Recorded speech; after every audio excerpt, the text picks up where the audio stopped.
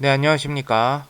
동학개미 구독자 여러분들, 성북개미입니다. 오늘 대한전선 방송 한번 드리도록 하겠고요. 코드번호 001440이 되겠습니다. 대한전선이 주가가 한번 개파락으로 빠졌다가 지금 한 1800원대는 계속 지지를 해주는 것 같아요. 제가 봤을 때 1800원대 왔다 갔다 하더라도 마감 때는 1800원 무조건 이상에서 마감을 했거든요. 그래서 사실은 지지벽이 1800원이다. 저는 그렇게 좀 보고 있고요. 지금 대한전선 같은 경우에 보면은 일단은 이슈가 지금 최근에 되는 게 뭐냐면 대한전선 이슈 구리 가격 상승 한 1년 새에 40% 정도 올랐대요. 40% 올랐다. 이렇게 보시면 될 것 같고 구리 가격이 이제 상승하면은 이 대한전선 같은 경우에는 이제 좋은 점이 뭐냐면 다들 아시겠지만은 그냥 구리 하면은 전선에 들어가는 거라고 웬만한 분들은 다 아실 거예요. 그래서 전기동이라고도 불러요. 전기동이라고도 하는데 구리와 전선은 거의 이제 부부 관계죠. 부부 관계. 이렇게 보시면 될 것 같고 전선 자체가 이제 원자재 값이 이게 구리 가격이 상승하면 원자재 값이 올라간다. 근데 여기서 이제 나뉘어요. 여기서 보통 이제 예를 들어서 조선주 같은 경우에는 배를 짓다가 중간에 계약을 하고 배를 짓고 있는데 후판 가격이 중간에 2배로 인상해서 거의 공사 손실 충당금이라고 해서 어쨌든 간에 그 적자를 받거든요. 근데 이제 전선업계 같은 경우에는 그 구리 가격이 이제 후판 가격은 사실 조선업 중에서 조선주 같은 경우에는 후판이라는 건 물론 이제 핵심 부품이긴 하지만 엔진이나 이런 안에 게 훨씬 더 핵심 부품이라면 후판은 결국에는 이제 그 외벽이나 이런 거를 쌓는데 어쨌든 간에 필요한 자재기 때문에 그렇게 중요시하게 엔진이나 이런 것보다 생각을 하지 않는데 구리 같은 경우엔 전선에 굉장히 중요한 구리가 없으면 전선이 없을 정도로 구리가 굉장히 중요한 부분이기 때문에 구리 가격을 이제 그 중간에 올라가 버리면 솔직히 이제 조선주처럼 똑같이 공사 손실 충당금이 생길 수도 있잖아요. 근데 이제 대한전선이나 이런 전선주 같은 경우에 대체적으로 에스컬레이션 조항이라고 있어요. 에스컬레이션 조항이 뭐냐?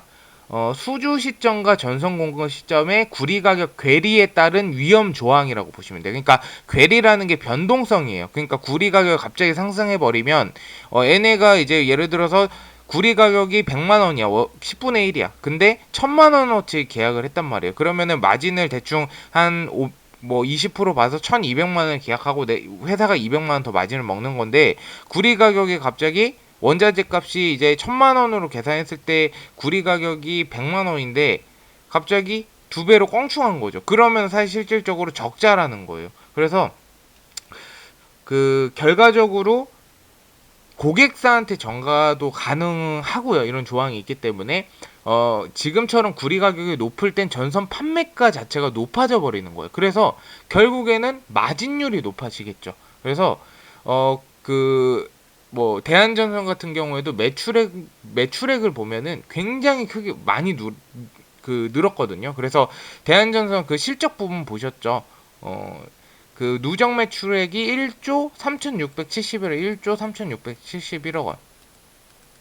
그 지난해 1, 3분기 누적 매출액이 1조 1,210억 원이었거든요. 한 20% 증가한 거예요. 20%가 연간 증가하기가 사실 힘들어요. 조 단위로 넘어가면. 근데 어쨌든 간에 20%라는 좀 차익을 더 매출액을 달성했기 때문에 요것은 제가 봤을 땐 구리 가격이 인상이 돼서다 이렇게 좀 판단하고 있고요. 구리를 비싸게 사서 전선을 비싸게 파는 만큼의 구리 가격이 영업이익과 상관관계를 갖지는 않은데 이제 외형적인 성장에는 분명히 문제가 있죠. 만약에 구리 가격이 하락해 버리면 요게 조금 무너지는 거예요. 그래서 이제 그 일각 이제 증권사들에서 이제 대한전선에 대해 우려하는 건 지금처럼 구리 가격이 이렇게 상승만 하면 좋겠지만 갑자기 하락을 해버린다고 하면은 사실 답이 없다.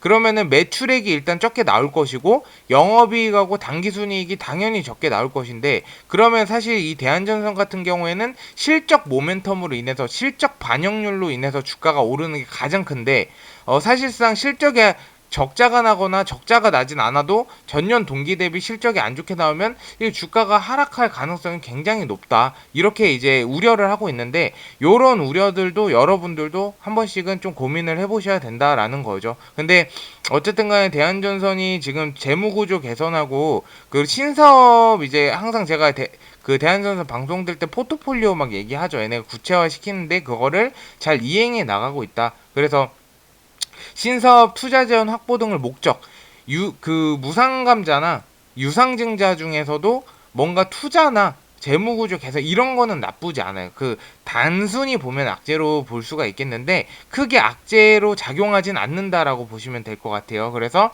어쨌든 간에 이제 그 액면가 감액 방식의 무상 감자하고 5천억 규모의 유상증자가 긍정적인 효과를 분명히 낼 것이다라고 저는 생각하기 때문에 이 주가 차트 흐름은 애들이 그 유상감자, 무상감자, 유상증자 그 이슈가 나오기 전까지 주가를 크게 안 올릴 것 같아요, 사실상. 그래서 아래에서 계속 모아갈 것이다, 저는 그렇게 좀 판단을 하고 있습니다. 그래서 여러분들도 이 대한전선이 어쨌든 간에 뭐 420억 원 캘리포니아에서 전선 이제 수주를 맺었고, 또 최근에 600억 원 수주를 맺었죠. 그래서 그 미국 수주 잔고도 이제 어쨌든 간에 2,600억 원을 달성을 했어요. 근데 요런 우리가 이 부분에 대해서 결과값을 보려면 적어도 내년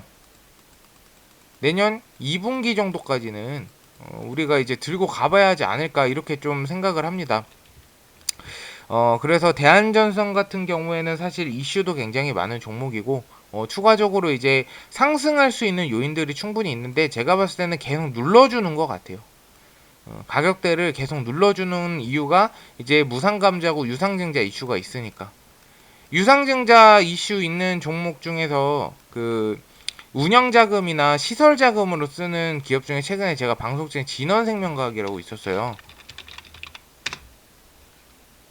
권리랑 맞고 주가가 15%나 올랐어요. 그러면 이제 권리랑 맞은 금액이 유상증자 이제 그 납입 예정일에 들어오니까 그때 이제 수익을 보겠죠. 그래서 이런 식으로 이 대한전선도 아래에서 계속 눌러주다가 이렇게 꾹꾹 계속 눌러주다가 그 무상감자 유상증자 이슈가 있을 때 분명히 주가가 상승은 한 번은 할 거라고 봐요. 그리고 일단 2,000원을 넘어줘야 돼. 2,000원 안 넘어주면은 제가 말씀드렸죠.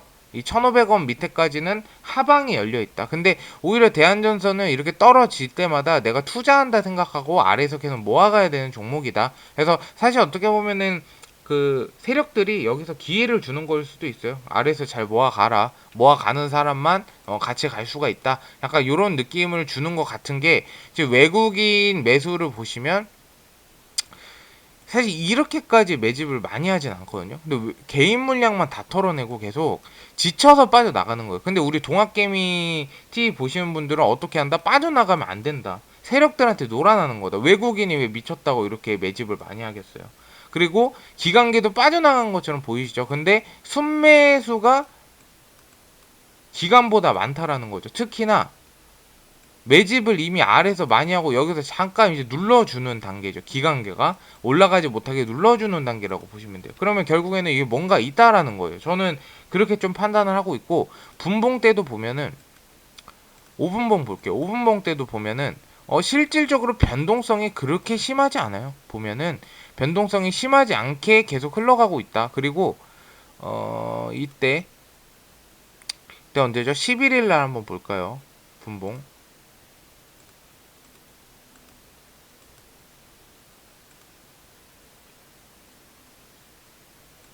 안 보여지네. 이걸로 볼게요. 여기죠. 11일 날 볼게요. 여기서도 지금 주가를 완전히 확 뺐다가 다시 올리죠. 확 뺐다가 여기서 아래에서 놀면은 요거는 세력들이 이탈한 거거든요. 근데 확 뺐다가 여기서 다시 대기면서 장대에 양봉 나오면서 올라갔죠. 요거 같은 게 여기까지 다시 원상복귀했다가 떨어졌잖아요. 그리고 떨어질 때는 천천히 떨어졌어요. 요 같은 경우에는 세력들이 아래에서 물량 다시 끄집어서 소화한 거다라고 보시면 돼요. 그래서 여러분들도 세력들에게 놀아나면 안 되겠죠. 그래서 매도는 저는 지금은 비춥니다.